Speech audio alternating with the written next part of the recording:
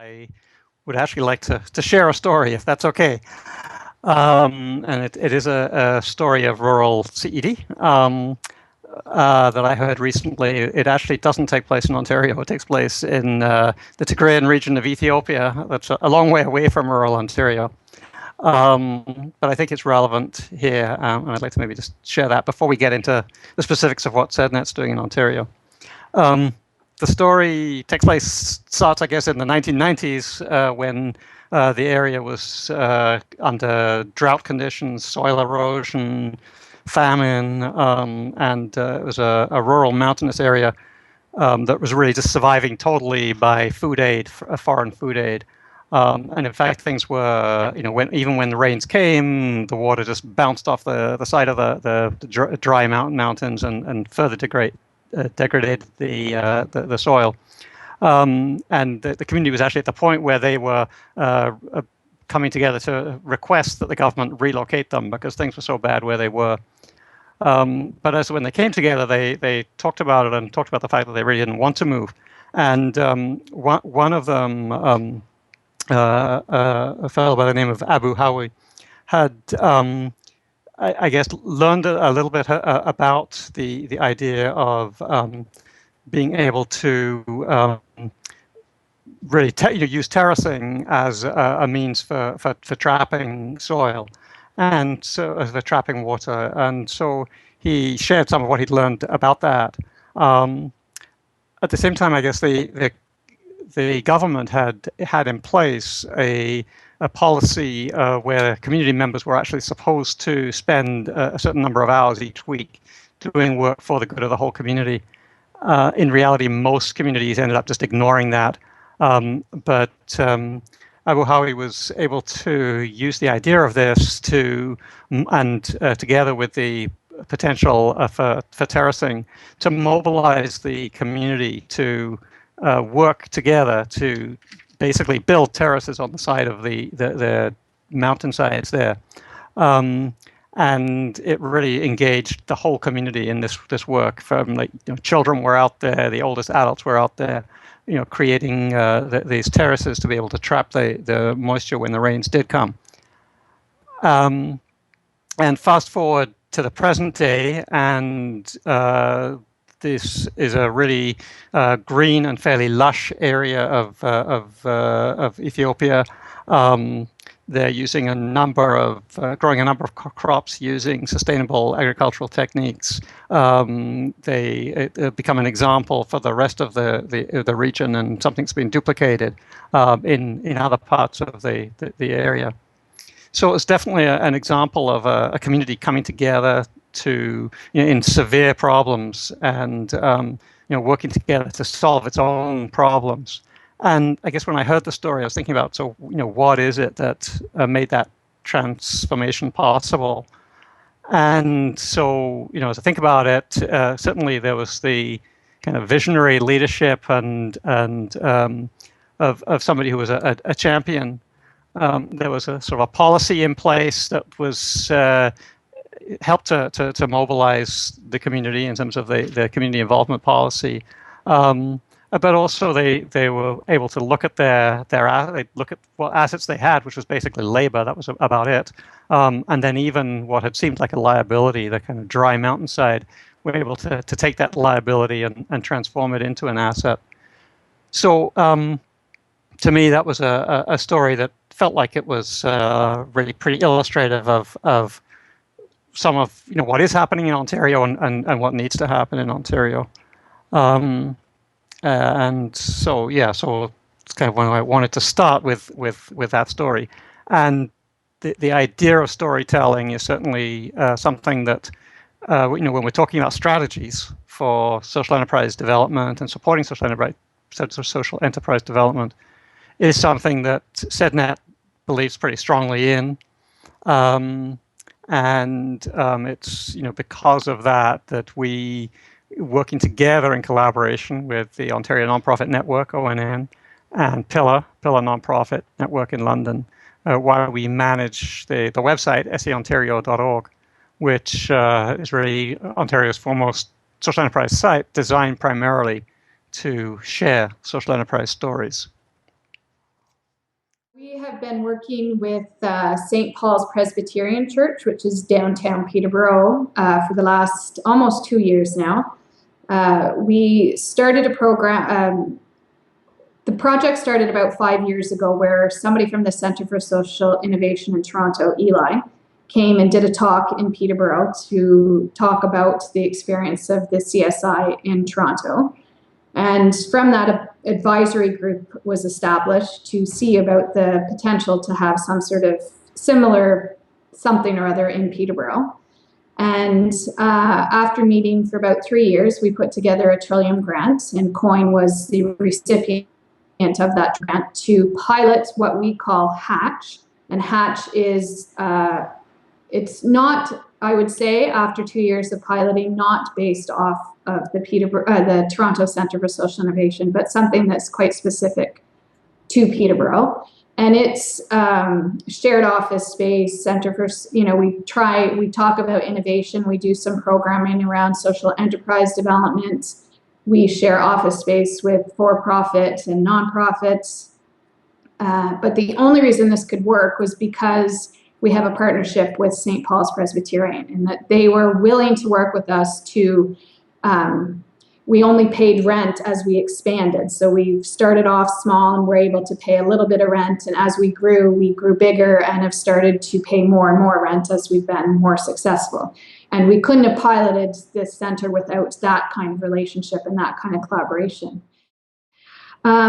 So Peterborough Eats has existed for about 13 years, and it's a social enterprise that trains people with barriers to employment in a working cafe and a catering company. And since its inception, it has been located in the Peterborough Public Library. So we have a cafe that's right in the library, and then sort of in the back, we have a full commercial kitchen that we're able to prepare the catering out of. So that's a relationship that's developed over the last 13 years, and is, it's meant that Peterborough Eats could be successful because we have some flexibility, and that's the partnership and collaboration, I think, that's so important, is the ability to be somewhat flexible in how you collaborate and when, what that collaboration looks like. I've mentioned earlier the Ontario Social Economy Roundtable, usually known as OSA, as well as the Rural Social Enterprise Constellation.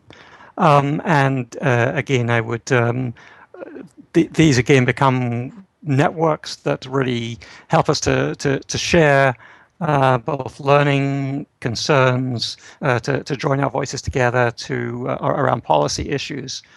So again, as a final comment, I say I urge all of you to really get connected with the work of all of these networks and be part of working together to help enable social enterprise in Ontario, and particularly in rural Ontario. What are some of the challenges with partnerships and collaboration, and sort of core challenges to the growth of the sector around that? Well, I mean, partnerships are good to the extent that we need more collective energy around an issue or something. But there's times when focus and specialization are good. Like partnerships that sort of suck the energy out of a bunch of organizations is not a good thing. If it's off mandate or offline or off focus, we can spend a lot of time talking with one another about the good things, good projects. But, there are times when, it's better for some of the more established organizations to sort of stay out of the game so that the new entity of whatever it is can occupy that space without sucking the energy out of the other helping organizations, if you like. Well, we see there's one project right now that we're working on, and I think it's a challenge in a collaboration that we haven't necessarily seen before.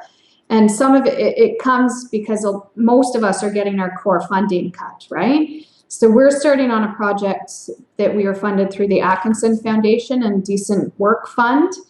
And it's a project where we would like to work with a lot of different collaborators, a lot of different people. And there are certain people that, yes, they can come to the table and it works, but there's other organizations that, because their core funding has been cut, they can't even sit around the table. They just don't have the time to do that. And so it limits who you can collaborate with and whether they have the financial background to be able to do that. So for instance, the Peterborough Poverty Reduction Network, even though the person that's leading the PPRN in Peterborough is very interested in this project, they just don't have the funding for her to spend, the 10 hours or whatever it's needed to sit around this collaboration.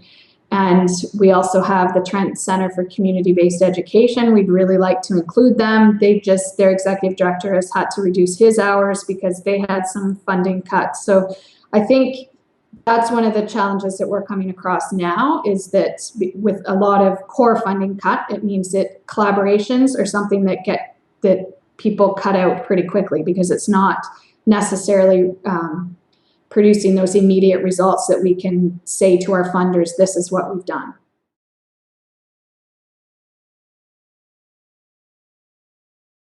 Community enterprise is inherently more complicated than starting a small business. I'm not trying to say that starting a small business isn't difficult. It is. It involves a tremendous amount of work and risk being borne by that single individual.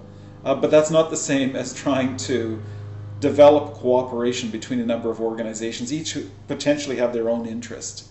So one of the requirements, I think, of developing community economic proposals and social enterprise proposals is an understanding of the groundwork for developing cooperation, for developing cooperative enterprises. And that involves, a knowledge, I think, of techniques for sharing, a strong underlay of agreements, of bylaws, of foundations that help organizations reach agreement, that make clear what the rules are. In other words, they're the rules of cooperation, in a sense. And they are, of course, much more difficult and make the development of social enterprise, I think, a much more complicated and deeper task. But in the end, perhaps they promise a much richer potential. While private enterprise, as I say, depends upon an individual's tolerance for risk and tolerance for working very hard, in the end, though, the possibility is the failure for the individual. Whereas in a cooperative structure, you're trying to draw in support from a broader community, trying to develop the framework below that can sustain it, and then ultimately deliver kind of long-lasting rewards to a community. And I think that requires a lot more work up front than is true for private enterprise initiatives. So there's a challenge, a huge challenge for developing social enterprise models. And this perhaps is where cooperation amongst all of us through various umbrella organizations can actually help develop some of that structure and framework. So in terms of our approach to developing the local and the community and the support that we've received and the partners that we're working with, the most important phase was at the very beginning, before we had even opened. I was hired in March 2011. We didn't open until November 2012. And I definitely wasn't sitting around twiddling my thumbs waiting for the renos to get done. My whole job for that first year was to reach out to anyone in the community who might be willing to partner with us, anyone who was doing similar work, anyone who just might be able to connect us with participants or connect us with supporters. So basically, I was just every day meeting with people in Stratford and Perth County and asking them a series of questions. I asked them I told them what our plan was, what our model was. Then I asked them if they saw any opportunities for collaboration. I asked them if they saw any gaps in the services that were out in our area that we might want to consider filling. I asked if there was any chance of duplication that we might want to look out for. And then I also asked just a straight up question if there's anything people wanted to warn me about or encourage me to do. And so that sort of semi-structured conversation yielded a whole basically like database of responses that we put together and synthesized into one place, looked for themes, looked for recurrent ideas that were coming up. And really that was where we plugged in the actual sort of program and basically just the plan for what we were doing. So every program that we're running or every sort of strategy that we're applying has a touchstone in that initial community consultation phase. So I could never stress how important that was to making sure that we were not just sort of plopping ourselves down in the middle of the community and saying, here we are, this is what we're doing, but instead engaging community stakeholders and making them feel like they were part of what we were doing and part of the development phase. And it also served to create relationships that endure to this day. So anyone doing a project like this, I would definitely encourage them to take the time to sort of identify all the stakeholders and meet with them. And you know what? It's an ongoing thing. I say that it was the first year. It's continuous. You know, we're constantly reaching out to people, bringing them through for tours. So that's something that we're continuing to do.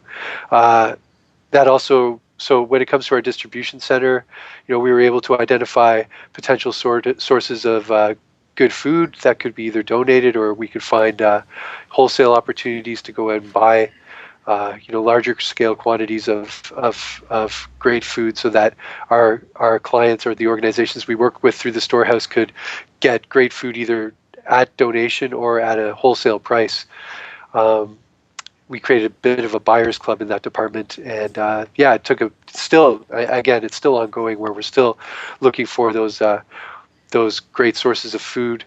And then, so in addition to getting people's opinion on what we should be doing, we also found opportunities to collaborate. So a number of our programs, we work in collaboration with other organizations serving people who are potentially food insecure in Perth County or Stratford. So an example of that is the Canadian Mental Health Association. We've partnered with them for our Shovel to Spoon program, which is cooking and gardening. And, they were great they sent us our first group of community members to work on that program. Some of them are now volunteering with us. The program continues, and they continue to send us their clients to become participants in our programs here. I think one of the things that always comes out is every approach normally has a time period when it suddenly starts to take off. And you can talk about it as much as you like, but if the moment isn't right, it doesn't take off. I'd actually argue in the UK that transportation is one of those, because what we have was a tradition where private sector operators could actually run rural transport. As the economy became tighter, that was less and less. So therefore, local councils would simply give grants towards that. Now, when we're trying to actually sell a genuine ownership model with people investing, etc., you've got free money from the public sector on one side and actually hard work to actually get it going from another. It's not very attractive. So most of the schemes to us became heavily grant reliant. And what's then happened is as those grants have started to dry up, people have tended simply to turn towards contract bases with it, which again actually takes away a lot of the community ownership part to it. You're simply beholden to the contract provider. So to us, transport as a model is still at one stage away from being a genuine community-owned cooperative approach to it. So I think that one of actually accepting you can have an idea, but if the time isn't quite right, it doesn't take off. We've seen a very similar one, for instance, with the community ownership of woodlands, which has been around as an idea for some time, but it's only now just beginning to take off. Literally, I remember talking to the government about 5 years ago, and they were like, well, why would anyone want to own a woodland? Nobody cares about them. Then the government announced they were going to sell off our woodlands, and suddenly there was a massive public outcry with massive demonstrations about it. Government minister lost her job on it, and they suddenly realised actually maybe people do care. So I think a lot of the thing with the sector is, yes, we can build things strategically, but sometimes it's just a moment of opportunity to make a case for a particular model, being ready to do that. And I think in terms of trying to build capacity building, it works at sort of several levels. I think the first thing you've got it at the individual organisation level of what are the interventions, the services that will actually help take communities forwards. And so our starting point, first of all, is not believing that the model is that any organisation, be it the Plunkett Foundation or whoever, can actually just go in and solve a problem for a community. What our role is to actually go in to understand what they're trying to achieve and to actually get them to recognise what they've already got. It's a bit like trying to assemble a jigsaw and you're then actually trying to work out which pieces are already there. So the first thing for me for capacity building is actually recognising the capacity that's already in there. And you never deal with the community that hasn't got some capacity, often quite hidden within there. You then get what do you bring to the table as an organisation? How do you help to fill those gaps? And then equally vital, I think, is actually not having a very insular sector that each organisation only looking at itself, but actually recognises that other people may have other things that they can bring to that as well. People that aren't actually simply promoting their own model, but actually saying, well, this is our model, but on the other hand, you may want to explore these as well. And to do that, you're probably better off actually talking to other organisations within it. If you're going to grow a sector, you don't achieve that by everybody just trying to protect their own space. So I think an approach that actually starts by valuing that community and wanting to work with them is always the best way for building capacity, both from a community point of view, but also from a funder point of view. They actually want to see real success out there. So the more success you have, the more chance you're going to get to build capacity as well. It's a wonderfully complex issue that we're still learning every day around. The immigrant community in London wanted to start a social enterprise, and it was another similar one of what I support years ago in Ottawa.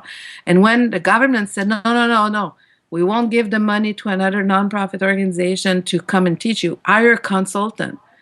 I said, what the heck? What's wrong with that picture of acknowledging there's expertise in the nonprofit sector? It was a social enterprise. They could hire the social enterprise, and we match. We have to change so much ways of how that funding goes, and that peer support could do a lot more than just having consultants. So I took the contract and I subcontract the social enterprise, and we went together because I thought it was a way also to build their capacity, and they could do that. Why I did that in Ontario, it's because in Mali, same thing. They asked me, oh, you know how to start up social enterprise, come and train us. I said, bullshit. I will bring my tools, bring 10 to 15 leaders in your community who are doing that work. No matter how they call it, they help groups generating activity, revenue activity. They have people creating co-ops, whatever they call it. I don't give a shit. You invite them in the room, but they're committed to 5 days of co-working, co-constructing a one tool. And we create the development wheel of Mali. We use the same term. Of the development wheel, the Canadian Centre for Community Renewal, we had a base. I brought my tool, they brought their tools, and we co-create, we co-train each other. And at the end, they trained 30 leaders, and I was a kind of a coach. I learned that there. So for me here, when I could be a mix of helping another way of doing things, I wanted that peer-to-peer support. We need that. We need a rural community who have similar realities, who will be connected to another rural community, and they can share at all levels, leaders level, community leaders level, private business level, politician level, and people level. And we need to learn and overcome and share the best practice how the people overcome their issue, and stop building on ego and start building believing in ourselves. And there are so many ways like that. It's happening here or there, and we could do it here without that much money. Those pairing the municipalities, there are programs funding that, but they will pair with someone they want to have a good trip with. It's not deep rooted about how it could be useful for the community, or it's sad, but the resources is there. It's just a way to trickle the program to make really impact. I think it depends. And I think when you say we're not going to get core funding back, that's true. But I think we could spend some time letting our funders know how important these collaborations that maybe don't produce results right away are still important collaborations to be involved with. And maybe it's, I'm being optimistic here. But this is where we talk about the innovation and the work that we do, right? You have to allow people to be innovative and not have an end result. And that's where sometimes the funders need to spend some time explaining that to them, that just sitting around the table sometimes is is an innovative thing to do, and maybe we don't solve anything right away, but that there should be some ability to spend time doing that. I think there's a conversation that happens around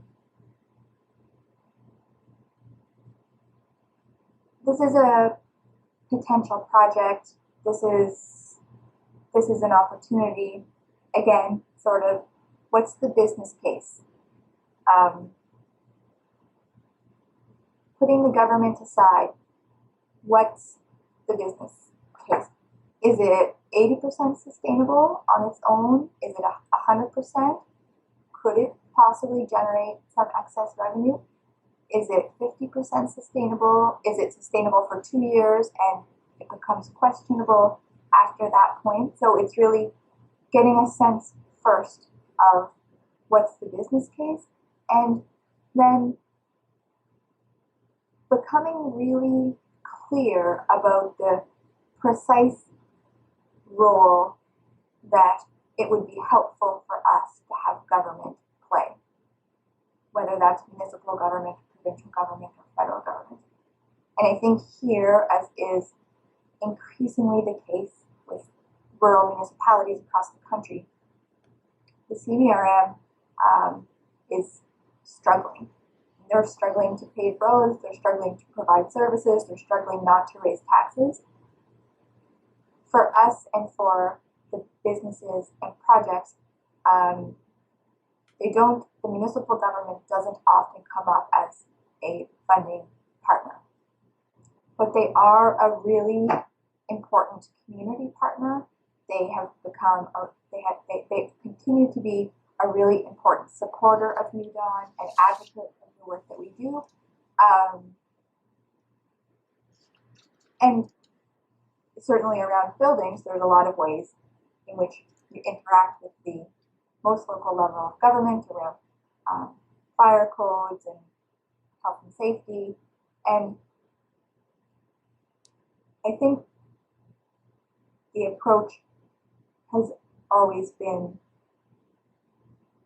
that we are partners, that we are both working towards the same end goal, which is the sustainability and vibrancy of the community. And so we're able to kind of come to the table and say, you know, here's a contribution that we can make to this community, and here's why. Here's the business case. Here's our sense of community support for the project. And here's where we're wondering if you might be able to play a small role in the project. In terms of the provincial government, here it's very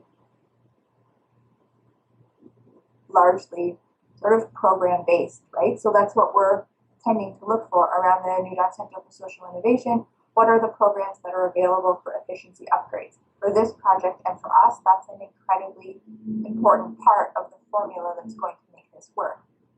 But it is an understanding that it's something very finite that we're asking, and it's a finite role that they can play that helps enable the overall project, and that's great.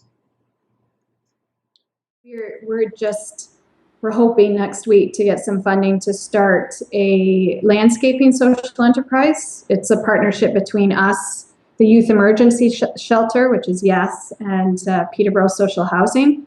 And so, you know, anybody in Peterborough, there's tons of guys in trucks that are trying to do the same kind of work that we're going to be bidding on, right? So how do you get those kind of people on your side and explain to them what we're doing? We are not trying to take contracts away from them. We're trying to train people so that they can hire people that are already trained and already have the skills to get to the point where they don't have to do that, right? And so we've made inroads in that battle in terms of being a cafe and a catering company and not competing with some of the small cafes in Peterborough by developing partnerships with these businesses to say, hey, you tell us what kind of skills you want people to have when they walk in the door, and we'll work with them for 2 weeks or 4 months so that they can walk in your door and be trained already, and you don't have to bother with that. So getting, you know, your competition to be your partners has been quite successful.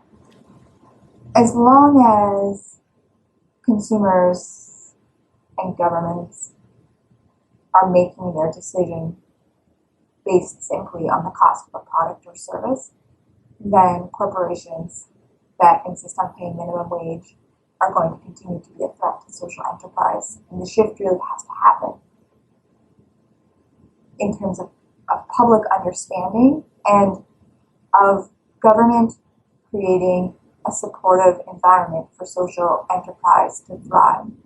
So in Nova Scotia, government procurement is a huge part of the business of a lot of private sector companies. So is it possible to push government, who is in some ways more susceptible to that push than corporate Canada, to create procurement policies that are focused around the triple bottom line? Can we, as a social enterprise sector, begin to do for social enterprise what a lot of the fair trade organizations have done for fair trade, where when people have a choice, they choose social enterprise because of the impacts it has beyond profit generation.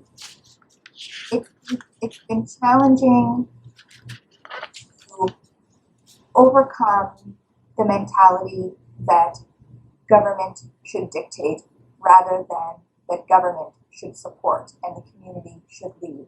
So it's certainly been an issue that's been really close to Newdawn's heart, and that they've been the organization has been very vocal about. The community's role to decide what the community wants, what's going to work best, what's going to succeed, what's going to fail, which buildings should be repurposed, which new buildings, if any, should be built. It's the community has that sense, and the community ultimately is going to be the factor in whether or not a project does succeed or does fail. The community decides, the community leads, and the government comes behind and supports the community, enables the community to make decisions and to change its future. So broadly, that's been a challenge, and it's been something that Newdawn hasn't wavered from. The community has to decide, the community has to lead, the community has to own its own future, and government has to support the community. I think the partnerships and collaborations that are very, very important are the ones around the startup capital. There's a lot of wealth in rural Ontario.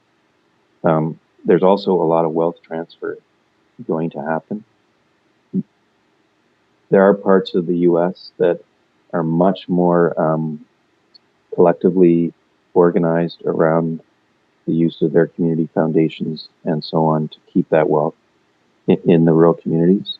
And we have a relative dearth, I think, of those kind of financial instruments. And I think we need partnerships that will enable local people to reinvest in their local economy without having to invent those investment instruments themselves. Like, why do we shouldn't need to do that. And so I think the community foundations and our provincial organizations should get together, invent those instruments, and let everybody participate in them without each community having to invent them on their own. The importance of collaboration at a high level to enable sources of capital and local investment, right? And look at all the money that our public sector pension plans have, and there's good reasons that the pension fund managers have fiduciary obligations to their members to produce good returns, but there's a lot. There could be a very small proportion of the overall holdings of those pension plans if the government said you can invest 0.01% of your holdings in microcredit or pooled social economy investment. That would be a huge pool of capital in an instant. that would be, maybe it would return on investments wouldn't be 12% or 17%, but they could be a steady 2 or 3%. And as long as you enabled those pension fund managers to do that, I think some of them would, and would be an instant. And it's all money that the taxpayers paid for services already, our public sector pension fund. So, not a bad idea, I think, but there might be people who have a firmer understanding of, how these pension funds work that might give me an argument on that. But are we having those conversations? I don't know. So the challenge people always come up with is, are people going to want to do this? And what we say is, if you actually find the right causes, yes, they will, but not if you simply dump it on them. So therefore, what we see is actually a very high level of engagement once people are inspired by it. If you take the village shops, for instance, they account for over 1 million hours of volunteering time within the UK. There's actually more than some of the largest volunteering charities within the UK achieve on it. So therefore, if you find the right motivation, people will do it. And what you'll also hear people say is, oh yes, but the community is already overstretched, our leaders are already covering an awful lot. What we see around the world, not just the UK, is the fact that in actual fact, if you actually have the right motivation, the leaders that emerge to do it are often not the current community leaders. That once the current community leaders can actually inspire, you actually find others coming into that. So you'll find people that actually are relatively new to that community, finding this as their role, or people who've returned to the community wanting to re-establish their roots there within it. So therefore, we find the more inspiring you are, the less the weight on it. And this is what gives it its stability, that you actually attract new people to it rather than the same old doing the same old within it. So we think the right approach does create the inspiration that's to be had there. The best example we have, how inspiring does it get, was actually, maybe we're over here at the moment, we're in our general election, which is always great fun. When we were doing that 5 years ago, for the first time ever, all 3 party manifestos, their platforms, spoke about the role of cooperatives. But there was only 3 models that appeared in every single political party's platforms, which were the village shop, the pub, and the football club. Now, what they've all got in common is actually the ability to inspire people to actually do something about it, and having models there that worked. So to us, if you get the inspiration right, you actually attract people in there. And then if you get the ownership right, and that in particular sense of ownership right, then you start to actually expand the capacity of a community to do things, rather than simply always moving around what's there already within it. And typically what we'll see is people that actually manage to solve one problem and then go on to solve a whole range of others within that. I was with for instance, a pub the other day up in Yorkshire, which had started off trying to save a village pub when they thought it was impossible. A year on, they got a profitable pub, but they'd also actually created a shop, a library, allotments. They were just adding more and more because they actually were expanding their ambition for where they wanted to go.